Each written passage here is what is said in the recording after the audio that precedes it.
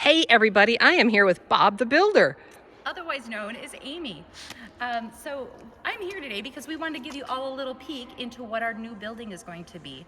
We talk a lot about it, but I think for some of us it's hard to visualize, and we don't have enough hard hats and these fancy vests for all of you to come out here and visit. Otherwise, we certainly would love to have you here, but that day's coming. So a little peek into what it looks like. I am standing in the middle right now of the building, but behind me, you can see the racks and kind of the dark part of the building. That is what we know as cold storage, but that has been renamed as Building 12. So when you hear us talk about Building 12, know that that's the area we're talking about. That area will be vacated.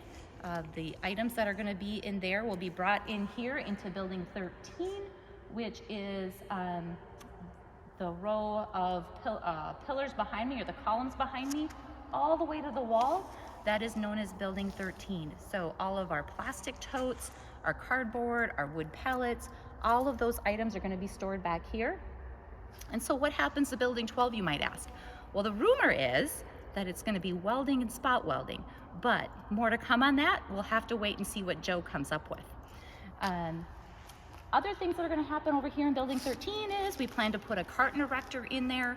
So right now we have people doing very manual labor, making boxes. We're going to put a machine to use and hope that that can keep up with our demand.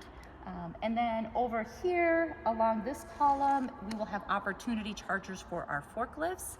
And in the very back corner back there, you might notice there's a great big box, and you might wonder what is going in that box. Well, that's actually a water tank. That's a water tank that, if I remember right, it holds about 135,000 gallons of water. And that's because in order to store our plastic and our cardboard in our building, we have to have an ESFR fire suppression system. And so that fire tank is going to supply water to that should we ever need it. Let's hope we don't. Otherwise, along that wall, you're going to see a lot of pipes coming out of the ground. That is the area. It actually runs along that wall and around the corner a little bit. We're going to have several bathrooms. We're going to have a break room, several offices, and on the wall, you can see there's a dark strip up there. That is where we're going to put our second level to that build out. So on the second level, we'll have offices for the managers, the supervisors, and a conference room. And I think there was a bathroom up there as well. So supervisors are actually going to get a window in their offices so they can look out over all of this other cool workspaces, which is where the magic happens. Where I'm standing is considered Building 14. So we split the construction kind of into two different buildings. Building 13 and 14 has to do with what their functional area is. So here's where the packing stations will be.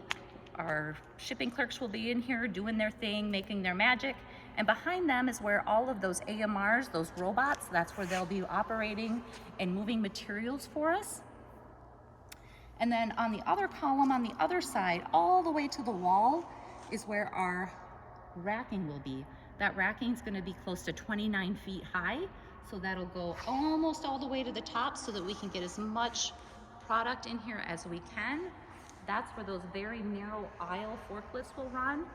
We'll be installing wire guidance, we hope sometime in December, so we have that ready to go.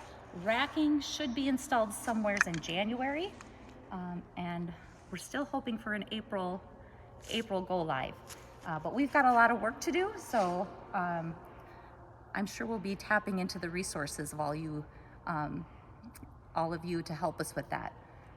On the other wall, you'll notice that we have all of our dock doors. And so our current building has 7 dock doors.